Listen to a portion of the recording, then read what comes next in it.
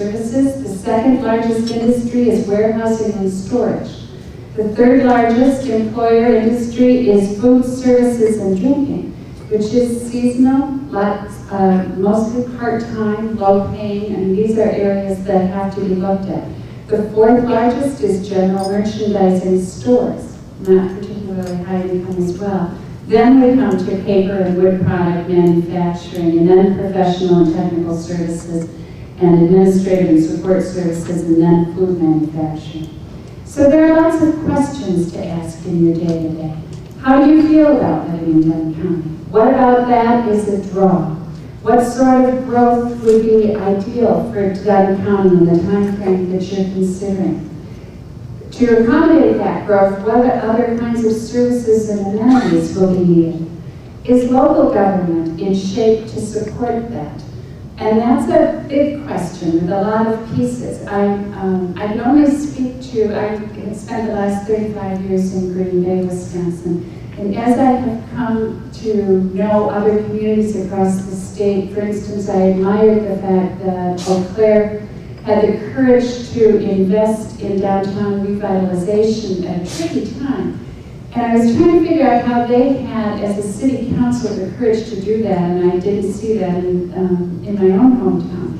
But part of it seemed to me, was the structure of the city council. It was much smaller, and they had at-large members, which ours does not have at all in Green Bay.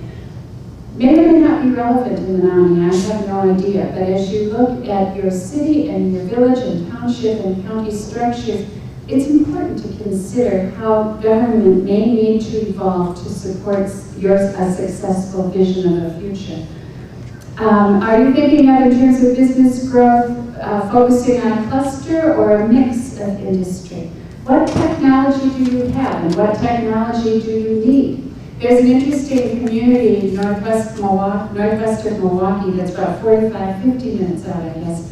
And they wanted to quit thinking of themselves as a commuter community. They wanted to think of themselves as the place where knowledge and creative economy businesses could choose to locate and grow, and they have a logo, or I guess a logo, big Jackson place. Think big in a small place, a place where you can grow globally. I mean, it's more eloquent than that, but that's basically it. But they worked very hard to become the first community in the state of Wisconsin to go completely Wi-Fi from one side of town to the other, to encourage the kind of business. There's a guy from Hilbert, Wisconsin, who grew up in Hilbert, which is a rural area southeastern Wisconsin, Green Bay, who went off and became a highly successful investment banker.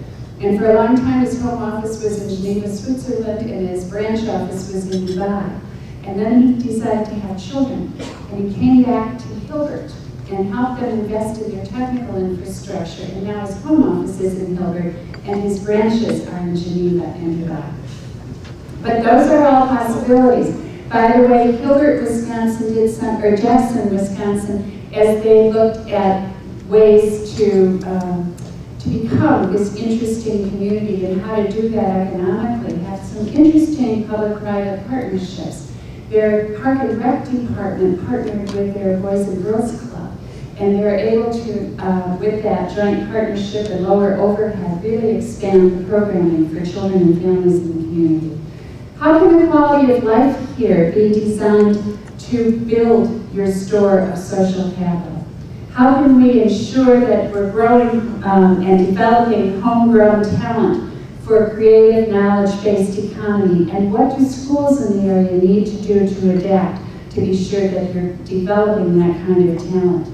Do you welcome diversity here? That's very important. Communities that are going to be lively and grow and attract the workforce you need to do that need to be diverse. They need to be a place. There was a big study done a year ago called CEOs for American Cities that was mayors and foundation presidents and chamber presidents. And one of the things that they said is, if you make your city or community or area an attractive place where women of color can see tremendous opportunity, then you've got it right for everybody. Because women, in general, are young women, are more mobile than the young men. The men tend to follow them then.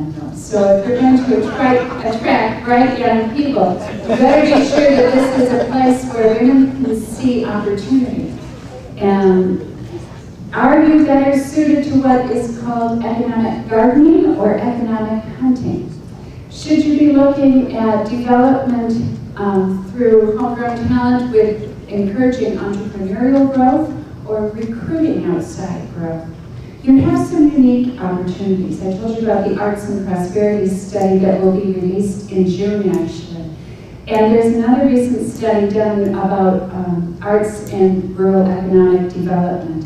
And this recent study shows art-centered activities as a very important growth stimulus for both declining downtowns and the surrounding countryside. These activities increase export-based activities, they prompt import substitution in economic terms, and they help attract and retain artists as residents. They also attract a lively and a well-heeled retirement community often. And because arts-related activities are labor-intensive, spending associated with small-town and rural arts activities has a large local multiplier effect compared with equal spending for capital-intensive projects. Have you thought about a creative enterprises revolving loan fund to help promote that kind of thing?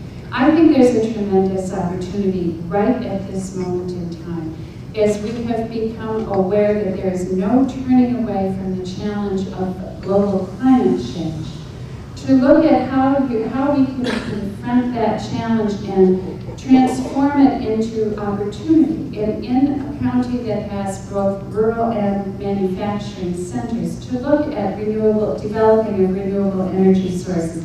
And here, with Stout and the Chippewa Valley Technical Institute, you have technical knowledge and the possibility of research and development to respond to that challenge and to look at how you can build businesses literally on that technology and connect it to ecotourism, because this is a hot item. Bringing people to see and learn what is happening here is a tremendous opportunity.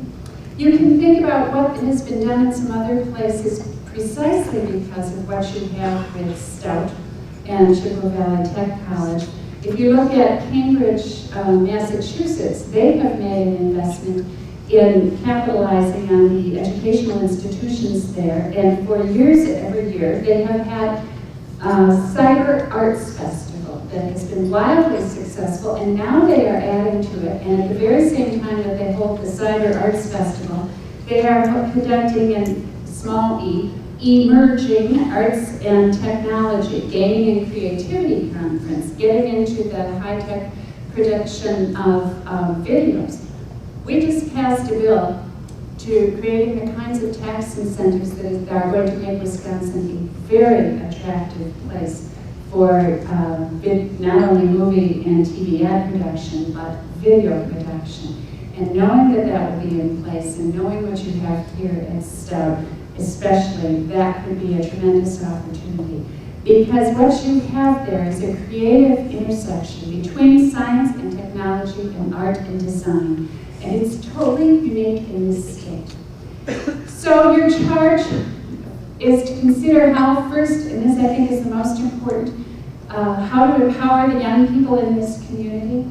Because if they're only pouring coffee and not sitting at the table and offering their ideas and fully empowered to participate in their conversation, you won't get it right. They know more about the future than we do because they already know how to manipulate the available technology that will drive us there, and we don't. And we don't know how fast that is changing, and the arc of their vision is different than ours, and we're much closer to it. So I absolutely encourage you. I don't have an important gathering in my office unless there's somebody at least under 30 and preferably under 25 empowered to make contributions in that meeting.